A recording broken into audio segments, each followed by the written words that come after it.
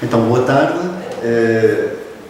Estamos a chegar ao final do colóquio Conviver Juntos e o encerramento inclui uma chave de ouro, que é apresentar o livro de um dos nossos conferencistas, Stephen Gouveia, o novo livro de Stephen Gouveia, Homo Ignatus, Ética Racional para o Mundo Irracional.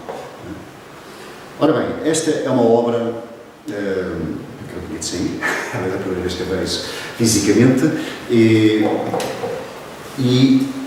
eu diria que é uma obra de filósofo, no sentido de filósofo que pensa e põe a pensar.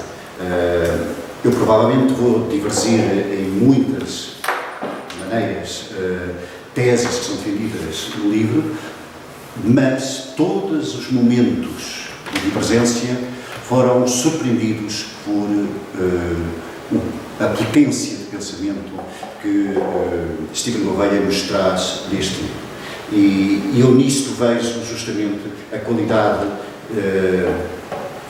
mais apreciada do trabalho filosófico, que é justamente, não é, trazer um modo de pensar novo, um argumento novo, um olhar novo sobre uma questão. Muitas vezes é um olhar inesperado, é um olhar que surpreende, enfim, não é como a Coca-Cola que se estranha e depois entranha-se, mas por vezes pode ser, por vezes nem tanto. Mas esta é uma obra que faz pensar e é uma obra que merece ser debatida. O título é Homo Ignatus, Ética Racional para um Mundo Irracional, e neste conceito, Homo Ignatus, está a primeira novidade que Stephen nos traz, que é justamente pensar o humano estruturalmente, enfim, refém, digamos assim, de uma condição de ignorância. E as dificuldades que isso traz, que podem ser pensadas estruturalmente como algo que decorre também do contexto social, da condição social em que nos vivemos no nosso tempo, mas também do modo como evolutivamente, num outro tempo, não no tempo histórico, mas talvez o tempo evolutivo, num outro tempo mais amplo, as ferramentas, digamos assim, com que vimos munidos biologicamente já não serem suficientes, não é, para, enfim, enfrentar os desafios de conhecimento e da ação que o nosso tempo nos coloca. O livro segue um modo de pensar filosófico que é reconhecidamente analítico e, portanto, fundamentalmente assente na discussão de argumentos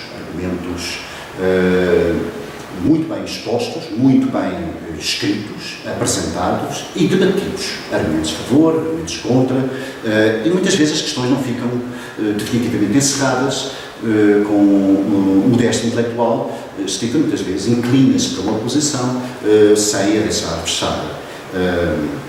E as questões que são debatidas são, na realidade, 8 questões, são questões que são do nosso tempo,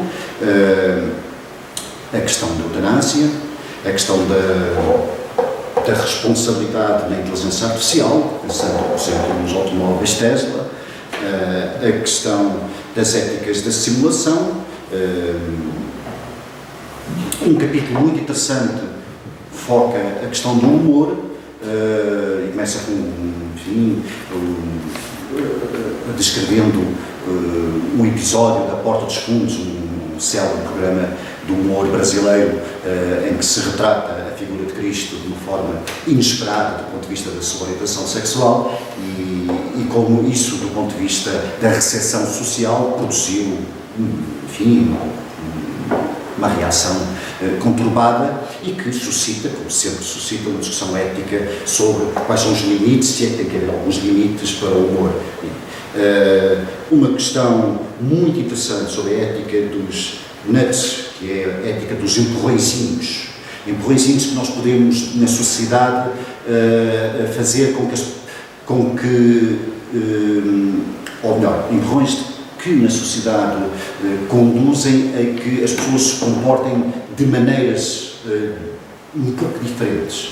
Por exemplo que o Steven dá, se pusermos os produtos mais calóricos e piores para a saúde no final dos supermercados e, portanto, com menos acessíveis. Enfim, isto levanta questões que podem ser lidas a uma primeira leitura de uma forma bastante positiva, mas a uma segunda leitura também levanta questões sobre a nossa autonomia e a transparência com que estes processos de, digamos assim, de desenho, não é? Das condições que vão levar às nossas escolhas, enfim, esse desenho é feito e se temos controle sobre esse desenho. A questão da ética dos animais, onde não só se discute a ética dos animais de companhia, domésticos, mas a ética também dos animais em contexto selvagem, a ética do voto, que é um problema que se tornou, enfim, bastante importante nos últimos anos, desde que começou a debater-se se a democracia será ainda o melhor regime ou enfim, de todos o menos mau, para parafrasear a expressão de Churchill, no tempo em que vivemos, muito complexo, muito denso de problemas e diante da tal condição inicialmente escrita de homo ignaros em que, enfim, a humanidade vai estando. E, portanto, em todos estes temas, Steven apresenta-nos uma dialética de argumentos e de contra-argumentos muito viva, sempre muito legível, com uma formalização que quanto baste, nada inacessível e a partir da qual é possível fazer um debate rico, vivo, em que muitas vezes o melhor é precisamente encontrar inesperadamente, surpreendentemente a posição que, enfim, em que nos revíamos menos e talvez deixarmos trabalhar um pouco por ela, não necessariamente para coincidir com ela, mas para também dar um contributo para o debate e, desta maneira, sermos um pouco menos ignaros e conseguir levar esta vida bem nestas questões que nos desafiam hoje em dia, que sejam a democracia, que sejam a nossa relação com os animais, a nossa relação com a inteligência artificial e como é que nós, de facto, fundamentamos a nossa presença ética no mundo. Eu tenho ao meu lado o autor, Steven, a quem cumprimento, a quem dou os parabéns por esta belíssima obra, que eu considero uma obra de filósofo e que vai ser de grande companhia de leitura e de debate, seguramente. Sim, este livro, dizer que nasce de uma espécie de hobby, porque eu, nos últimos anos, dediquei-me a uma tese de doutoramento, cujo assunto era um bocado, não sei se era demasiado complexo, mas era um assunto difícil e então eu gostava, não sei, de forma paradoxica, de aliviar as minhas inquietações neurocientíficas e então decidi ocupar algum do meu tempo a fazer investigação sobre a ética aplicada em assuntos que me interessavam particularmente, sem seguir qualquer tipo de projeto ou qualquer tipo de projeto institucional académico que me obrigava a investigar um assunto em particular, mas na minha liberdade de ação decidi investigar 8 temas, que iniciaram para ser 12, mas que depois decidi que os restantes 4 capítulos que já tinha escrito ficariam para uma próxima obra. O meu ponto fundamental com este livro é despertar a consciência das pessoas, fazer perceber às pessoas que todos nós temos crenças filosóficas sobre diversos assuntos, só que há uma diferença grande. A maior parte das pessoas não está consciente dessas crenças e o objetivo deste livro também é despertar essa clareza às pessoas. No fundo, dar-lhes um autoconhecimento de si mesmas, das crenças que elas têm e que não se apercebem, e depois também, claro, fazer o exercício normativo de pensar se essas crenças são boas ou más ou não. Outro objetivo era mostrar que a expertise ética é uma coisa, primeiro, que existe, segundo, que que se perdeu na ciência, na inteligência artificial, na medicina, na economia, e que eu acho que deve voltar a estar no centro do debate. Neste momento o que nós temos é médicos a fazer ética, economistas a fazer ética, e isto tem aqui um problema. Há um problema da formação, porque o médico não é treinado, nem é formado, nem tem skills para pelo menos de forma rigorosa, debater problemas éticos. E claro que eles têm a liberdade de o fazer, mas seria a mesma liberdade como se eu, de repente, aceitasse tornar-me cirurgião, sem qualquer formação, e embora eu, por acaso, até possa fazer uma operação cardíaca e salvar um paciente, isso seria mais por sorte do que por conhecimento, e o mundo da ética está muito nesta forma caricatural que eu acabei de escrever. A maior parte dos eticistas não é ouvido nos problemas centrais da sociedade, e eu acho que isso tem que se reverter. Até porque, principalmente com a tecnologia, nós vivemos este paradoxo em que a tecnologia aparece sempre primeiro do que a reflexão ética. E isto é preciso inverter. Nós precisamos pensar primeiro como será o mundo e depois criar esse mundo. O que acontece atualmente é criamos o mundo e depois pensamos o mundo. E eu acho que é muito importante, e cada vez mais temos que primeiro pensar e depois fazer. E basicamente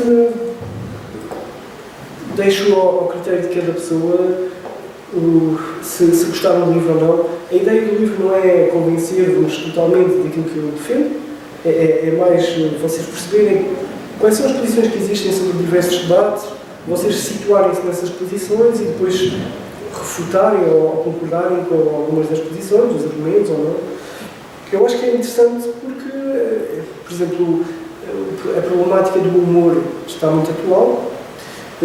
Será que nós podemos fazer piadas imorais sobre temas, por exemplo, sensíveis, seja, por exemplo, o racismo, a misoginia? Será que essas piadas podem ser feitas, são legítimas ou não?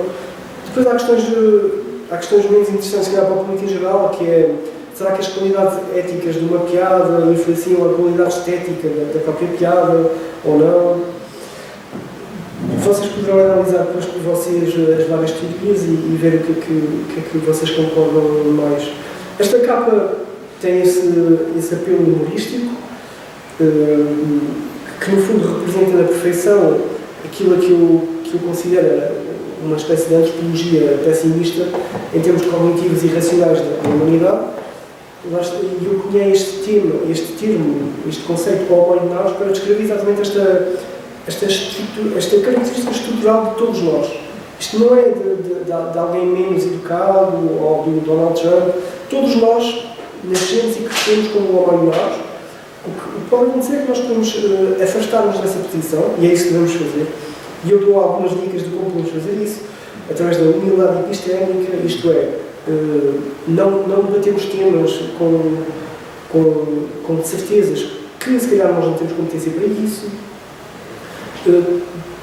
Também queremos ser informados, queremos saber mais sobre as coisas, não queremos ter crenças dúbias ou pouco refletidas, e isto tudo não nos vai fazer homos, nem sei como.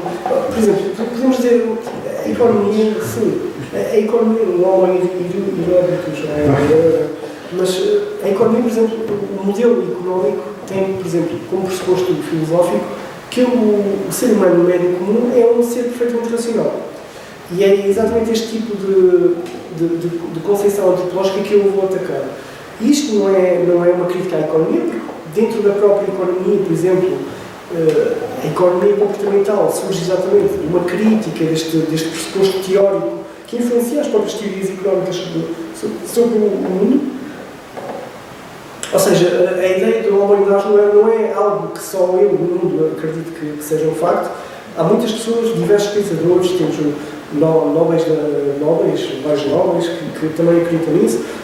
Por exemplo, o Stephen Hawking também dizia exatamente o mesmo, que o ser humano é profundamente irracional e por causa disso era moralmente perigoso para a própria Terra, para a própria existência da Terra como um ecossistema.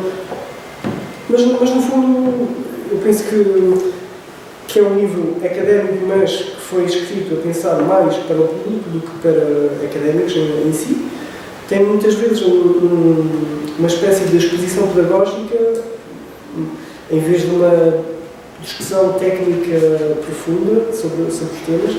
E no fundo serve como eu acho que é uma boa introdução à ética aplicada, o que é que significa fazer a ética aplicada e basicamente é isso. Houve várias pessoas que gostaram do livro e que escreveram frases talvez demasiado elogiosas sobre eles, mas também podem consultar isso no meu website. Se alguém tiver, das milhares de pessoas que estão a assistir a esta apresentação, estiverem interessados, eu não sei se tem estoque para tanta gente, mas se estiverem interessados podem me contactar pelo meu website ou pelo meu e-mail e basicamente é isso. Agora apetece-me fazer aquele momento Oprah, que é tipo free books para toda a gente, mas pronto, eu vou oferecer um livro a cada um, okay? Ainda bem que veio pouca gente e pronto, e ficamos todos contentes, acho que pronto, é isso.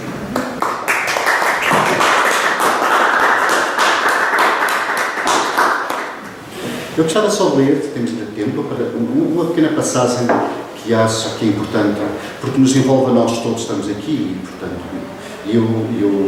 eu vejo perfeitamente, e a passagem seria esta.